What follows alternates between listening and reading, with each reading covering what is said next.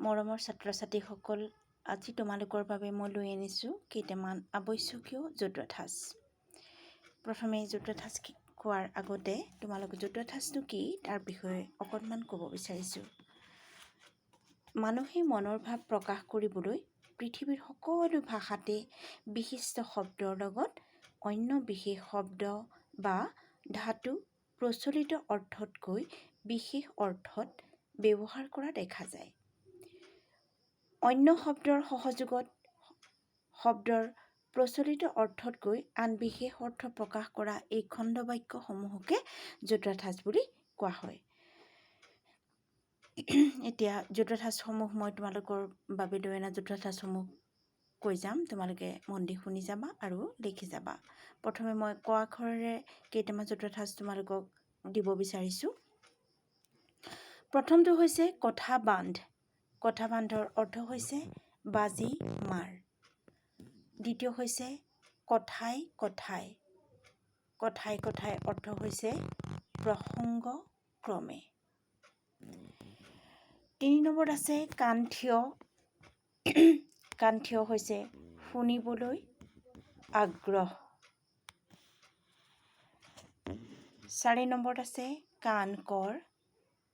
কাণকৰ অৰ্থ হৈছে মন দে। কাণে কাণ মাৰি কোনোমতে। কাণ কটা টেঙৰ। কাণ সৰকা দে নুশুনা ভাও জুৰি মনে মনে থাক। কাণত পৰ শুন। কিলা কিলি মৰা মৰি।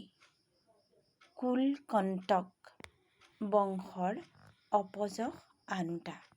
কুল মানে হৈছে বংশ আৰু কণ্টক মানে হৈছে কাঁইট। এতিয়া এই কুল কণ্টককে কি কৰে বংশৰ অপযশ আনে।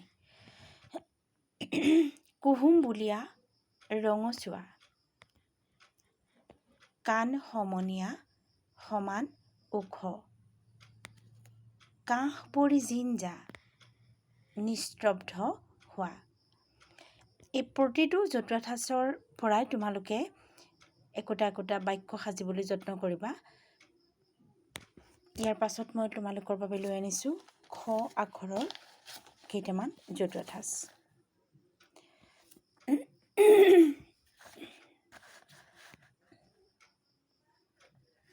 প্ৰথমটো শব্দ হৈছে খাই পাত ফলা।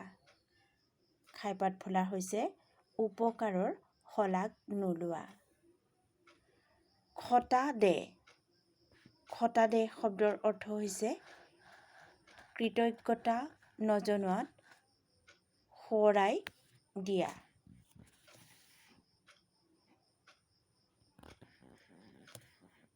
খচকৈ কৰ। তাড়াতাড়ি কৰ বা খৰধৰ কৰ। খোহা মাৰ। খেৰৰ ছালত খেৰ থোপাই সুমুৱাই থ। খাজ খা উপযুক্ত হ। খৰা মুৰা আগগুৰি নথকা। খকা খুন্দা বাক বিতণ্ড তৰ্কাতৰ্কি হোৱা। খেলি মেলি বিশৃংখল।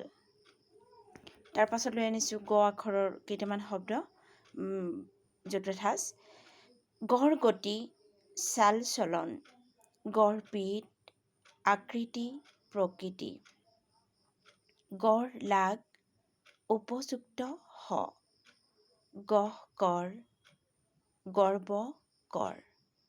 গেৰি মাৰ চিঞৰি মাত। গাল মাৰ হাতৰ মুঠিৰে মুখত দে। গা এৰা দে সম্পৰ্ক এৰা। গা জোৰা সুখ ল। গা সাৰ বিপদৰ পৰা ৰক্ষা পৰ। গাহিলা কৰ অৱহেলা কৰ। আজি এই ক খ আৰু গ এইকেইটা আখৰৰ জতুৱা ঠাঁচ তোমালোকৰ বাবে লৈ আনিছিলোঁ। ইয়াৰ পাছৰ ভিডিঅ'টোত মই তোমালোকৰ বাবে বাকী মই যিমানখিনি পাৰোঁ তোমালোকক জতুৱা ঠাঁচ দিবলৈ যত্ন কৰিম। আজি এই ছুটি ভিডিঅ'টো চাই তোমালোকে যদি উপকৃত হোৱা তেনেহ'লে মোৰ চেনেলটো ছাবস্ক্ৰাইব কৰিবা, লাইক কৰিবা, কমেণ্টো কৰিবা দেই।